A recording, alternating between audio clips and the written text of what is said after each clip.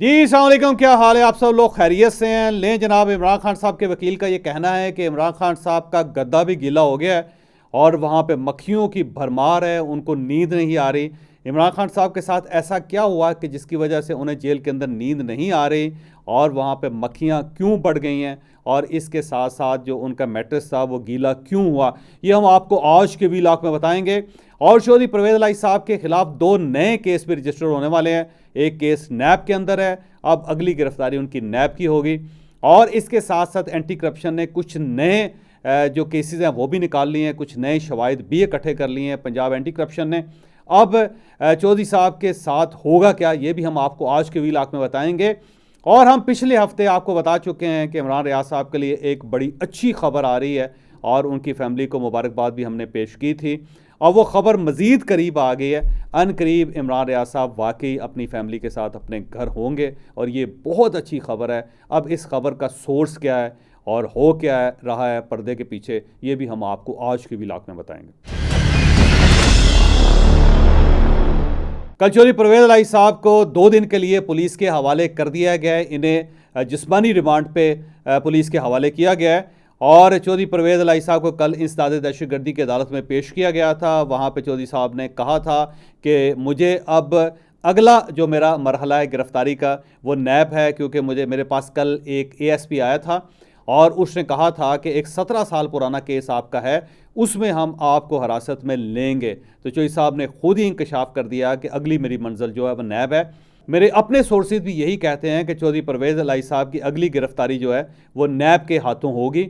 और इसके साथ साथ पंजाब एंटी करप्शन के जो DG हैं सहील ज़फ़र चट्ठा साहब, उनका भी ये कहना है कि नए शवाहिद चौधरी परवेज़ इलाही साहब के ख़िलाफ़ आ गए हैं। अब जो तफ्तीश है उसके मुताबिक होगी और अब उनके ख़िलाफ़ एक नई FIR, नया मुकदमा भी दर्ज हो गया है। अब उन्हें हम दोबारा गिरफ़्तार करेंगे। अब सवाल ये है कि पंजाब एंटी करप्शन जो उसके पास कौन से ऐसे सबूत आए। मेरा ख्याल है मोहम्मद अली भट्टी साहब जो हैं, जो चौधरी साहब के इंतहाई करीबी साथी भी थे, वो पंजाब असम्बली के स्पीकर भी रहे हैं और हर वक्त चौधरी परवेज़ इलाही साहब के साथ रहते रहे। उनके ऊपर बहुत से इल्ज़ामात हैं कि उन्होंने बड़ी लेवल पे मनी लॉन्ड्रिंग की। वो मुनस इलाही साहब की मदद भी करते रहे और चौधरी परवेज़ इलाही साहब की मदद भी करते रहे। अब क्योंकि वो पुलिस हिरासत में थे और उन्होंने बाकायदा बहुत सारे शवाहिद पेश कर दिए हैं। ये एक मैंने खबर सुनी थी कि 1 करोड़ रुपए के शवाहिद उन्होंने पेश किए हैं, जिसमें अकाउंट्स भी हैं, जिसमें ज़मीनें भी हैं, जिसमें बाकी लोग भी शामिल हैं जिनके नाम उन्होंने दिए हैं। तो अब अगर ये सारे शवाहिद पेश कर दिए जाते हैं तो चौधरी परवेज़ इलाही साहब के ख़िलाफ़ एक और बड़ा तगड़ा मुकदमा बनने वाला है। तो वो जो पिछले व्लॉग में हमने बताया था कि चौधरी परवेज़ इलाही साहब के बारे में फ़ैसला ये हुआ है कि उन्हें नहीं रिहा किया जाएगा। अगर आलमी अदालत इंसाफ भी उनकी मदद करे या CIA भी उन्हें यहाँ से रिहा करवाने की कोशिश करे, तब भी चौधरी परवेज़ इलाही साहब को नहीं छोड़ा जाएगा। तो वो आपको साफ नज़र आ रहा है कि एक अदालत के बाद दूसरी अदालत, दूसरी अदालत के बाद तीसरी अदालत। तो चौधरी परवेज़ इलाही साहब के लिए ज़िंदगी सख्त होती चली जा रही है।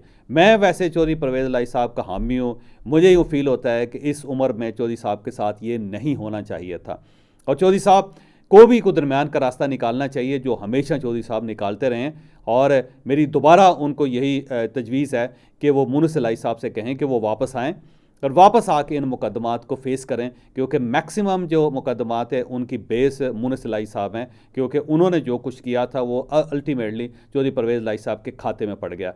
और अब तो बल्कि जो बाकी सियासी जमातें हैं, पाकिस्तान पीपल्स पार्टी है, पाकिस्तान मुस्लिम लीग नून है और JUI, उनको भी अफसोस होता है कि चौधरी परवेज़ इलाही साहब के साथ ये क्या हो रहा है। अब चौधरी शुजात साहब जो हैं वो अपने भाई से मिलना चाहते हैं, लेकिन उनके साहबजादे अलाउ नहीं कर रहे, इसलिए चौधरी शुजात साहब भी अब इनकी कोई मदद नहीं कर पा रहे। लेकिन चौधरी परवेज़ इलाही साहब बुज़ुर्ग हैं, अच्छे इंसान हैं, दोस्तों के दोस्त हैं। आज उन्हें दोस्तों की वजह से फ़ायदा भी हो रहा है। जिस अदालत में भी जाते हैं वहाँ उनके वकील होते हैं, वहाँ उनके जजेस होते हैं, तो हर जगह पे उनको रिलीफ मिलता है जहाँ तक मुमकिन है। लेकिन जब तक रियासत के साथ वो मामला सेटल नहीं करेंगे उस वक्त तक ये मामला चलता रहेगा। तो चौधरी परवेज़ इलाही साहब के लिए बेहतर यही है कि वो सेटलमेंट करें, और अगर वो सेटलमेंट नहीं करते तो फिर ये एक तवील ख्वारी है। हो सकता है कि इमरान खान साहब की ख्वारी ख़त्म हो जाए, लेकिन चौधरी परवेज़ इलाही साहब की ख्वारी ख़त्म नहीं होगी। और उसकी रीज़न ये है कि चौधरी साहब ने 3 बार पहले वादे किए थे, फिर उन्होंने वादे निभाए नहीं। तो जब आप इतने बड़े लेवल पे वादे करेंगे और निभाएंगे नहीं तो फिर उसकी सज़ा है जो चौधरी साहब को बर्दाश्त करनी, भुगतनी पड़ रही है। लेकिन अल्लाह बेहतर करे और अल्लाह ताला इनके लिए आसानियाँ पैदा करे। अब हम इमरान खान साहब की तरफ आते हैं। इमरान खान साहब के वकील हैं शेर अफजल मरवत साहब। उनका ये कहना है कि इमरान खान साहब की जेल के अंदर हालत बहुत ख़राब है। उन्होंने कहा कि वहाँ पे मक्खियाँ बहुत ज़्यादा उनके सेल के अंदर। फिर पिछले दिनों जब तूफ़ान आया था इस्लामाबाद में, तो उनके कमरे के अंदर, उनके सेल के अंदर पानी आ गया था, क्योंकि उनकी छत पक्की नहीं है और वहाँ से टीन की छत है और वहाँ से पानी टपकता है, और उस पानी टपकने की वजह से इमरान खान साहब का जो गद्दा है वो भी भीग गया था और उन्हें भीगे हुए गद्दे के ऊपर रात गुजारनी पड़ गई। फिर उनका ये कहना है कि मक्खियों की वजह से, फिर रात को मच्छरों की वजह से, फिर कॉकरोच की वजह से इमरान खान साहब को नींद नहीं आती और नींद की कमी का शिकार है, जिसकी वजह से उनके मजाज के अंदर चिड़चिड़ापन भी आ गया। फिर उनका ये भी कहना है कि खाना भी को बहुत अच्छा या मायारी नहीं है। गो जेल हकाम ये कहते हैं कि हम देसी घी में मुर्ग और दुम्बा भून के देते हैं, लेकिन ये बातें सिर्फ बातें हैं, इस तरह नहीं है जो इमरान खान साहब के साथ सलूक किया जा रहा है। तो उन्होंने दरख्वास्त की हाई कोर्ट से, इस्लामाबाद हाई कोर्ट से, कि इमरान खान साहब को अडयाला जेल मुंतकिल किया जाए, क्योंकि यहाँ पे बी क्लास भी है और यहाँ पे सिक्योरिटी का भी बेहतर बंदोबस्त है, जबकि इमरान खान साहब को वहाँ पे प्रॉपर सिक्योरिटी भी नहीं दी जा रही। अब एक नैरेटिव शेर अफजल मरवत साहब का है कि वो ये कह रहे हैं कि इमरान खान साहब को बेहतर सहूलतें नहीं दी जा रही, जबकि दूसरा नैरेटिव अलीमा खान साहबा, जो इमरान खान साहब की हमशीरा हैं, बड़ी हमशीरा हैं, उनका है। वो ये कहती हैं कि इमरान खान साहब मुकम्मल तौर पे मुतमईन हैं, उनके साथ कोऑपरेट किया जा रहा है, उनका कमरा अच्छा हो गया है, साफ़ सुथरा हो गया, उनको टेलीविज़न दिया गया। लेकिन मैं यहाँ पे ये भी आपको बताता चलूँ कि इमरान खान साहब को टीवी ज़रूर दिया गया 21 इंच का, लेकिन जेल के अंदर केबल नहीं है। लिहाजा इमरान खान साहब के पास सिर्फ एक ही चैनल होता है और वो है स्पोर्ट्स का चैनल, PTV स्पोर्ट्स का, जिसे वो देखते रहते हैं। इसके अलावा उनके पास किसी किस्म का कोई चैनल नहीं है। लिहाजा टीवी तो दे दिया गया है, लेकिन वो तार नहीं दी गई जिसके साथ वो टेलीविज़न शोज़ देख सकते हैं। तो मेरी हुकूमत से दरख्वास्त है कि कम से कम वहाँ पे इंटरनेट ही लगवा दें और वहाँ पे केबल ही लगवा दें, ताकि इमरान खान साहब का या दूसरे जेल में रहने वाले कैदी हैं उनका दिल लगा रहे। तो ये बड़ी ज़्यादती है कि आपने मशीन तो दे दी है, लेकिन पीछे आपने स्विच नहीं दिया। दूसरा, अलीमा खान साहबा का भी यही कहना है कि इमरान खान साहब वहाँ पर कंफर्टेबल हैं। दूसरा, बुशरा बीबी, उनका नैरेटिव ये है कि इमरान खान साहब के जो नर्वस सिस्टम है और उनके जो मसल्स हैं वो डैमेज हो रहे हैं, और उन्होंने बाकायदा एक बयान हल्फी दिया अदालत में कि उनके साथ कोई बेहतर सलूक नहीं किया जा रहा। उनका जो वाशरूम है उसका वो छोटा है, उसकी दीवारें छोटी हैं, फिर कैमरे लगे हुए हैं, फिर वहाँ पे हशरातुल अर्ज़ हैं, फिर उनको सोने नहीं दिया जाता, तो उनको प्रॉपर ग़िज़ा नहीं दी जाती और वो अनकम्फर्टेबल हैं। तो बुशरा बीबी का ये नैरेटिव है। फिर इनके कुछ वकला हैं इमरान खान साहब के, वो ये कहते हैं कि इमरान खान साहब के हौसले बुलंद हैं, जिनमें बाबर अवान साहब हैं, वो कहते हैं कि वो कभी नहीं डाउन होंगे, उनके हौसले बड़े अच्छे हैं। फिर वो ये कह रहे हैं कि इमरान खान साहब अब कंफर्टेबल हैं, अब वो मुतमईन हो गए हैं। फिर वो उनके दूसरे एक वकील हैं नईम हैदर पचौता साहब, उनका ये कहना है कि 1000 साल तक इमरान खान साहब जेल के अंदर रहेंगे, या गोया कि नईम साहब नहीं चाहते कि इमरान खान साहब जल्दी रिहा हो जाएं और उनकी पूरी कोशिश है कि 1000 साल वो पूरे करें। तो ये एक तीसरा नैरेटिव है। और फिर चौथा नैरेटिव ये मरवत साहब का, जिसमें वो कह रहे हैं कि नींद नहीं आ रही और ये उनके साथ हालात है। अब सवाल एक बहुत बड़ा है कि किसके नैरेटिव को सही माना जाए, अलीमा खान के नैरेटिव को सही माना जाए, बुशरा बीबी के नैरेटिव को सही माना जाए, या जो दूसरे जो सीनियर वकला हैं उनकी बात मानी जाए, या फिर मरवत साहब जो हैं उनकी बात मानी जाए। ये एक अजीब सा सवाल है। लेकिन एक जेल खाना जात ने एक रिपोर्ट IG जेल खाना जात ने सुप्रीम कोर्ट ऑफ पाकिस्तान को दी थी, जिसमें सारी सहूलतों का जिक्र किया गया था जो इमरान खान साहब को जेल के अंदर दस्तियाब हैं। और वहाँ पे ये भी बताया गया था कि देसी घी में उनको मुर्गी भी खिलाई जाती है, फिर उनको दुबे का गोश्त भी देसी घी में पका के खिलाया जाता है।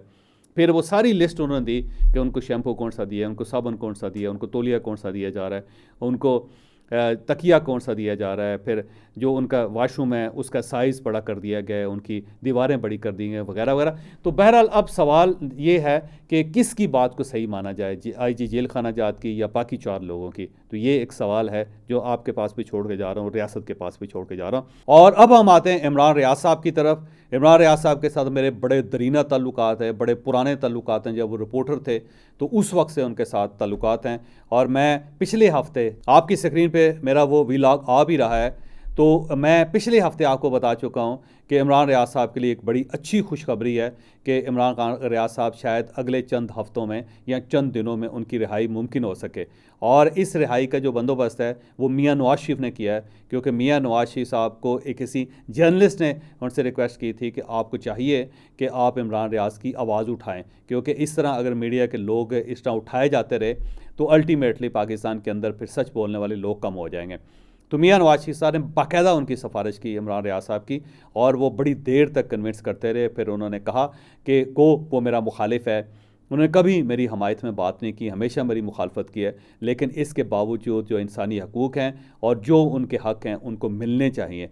तो अगर वो एजेंसियों के पास हैं या अगर वो रियासत के किसी और इदारे के पास हैं तो उन्हें फ़ौरी तौर पर अदालत में पेश करना चाहिए, और उन्होंने अगर कोई जुर्म किया है तो फिर अदालत जाने और वो जाने, उन्हें अपना वकील करने का और अपना केस भुगतने का मौका मिलना चाहिए।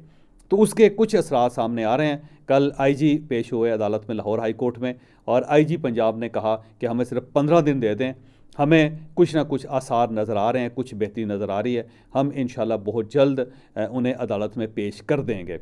तो मेरा ज़ाती ख्याल ये है कि 10 दिन के अंदर अंदर इमरान रियाज साहब अपने घर में होंगे इंशाल्लाह, और उनकी सेहत भी यकीनन बेहतर होगी, क्योंकि जो मुझे इंफॉर्मेशन दाएं बाएं से मिल रही है उसमें पता ही चल रहा है कि प्रॉपर उनको दवाइयाँ भी मिल रही हैं और उनकी नींद भी पूरी हो रही है, उनको खुराक भी अच्छी दी जा रही है।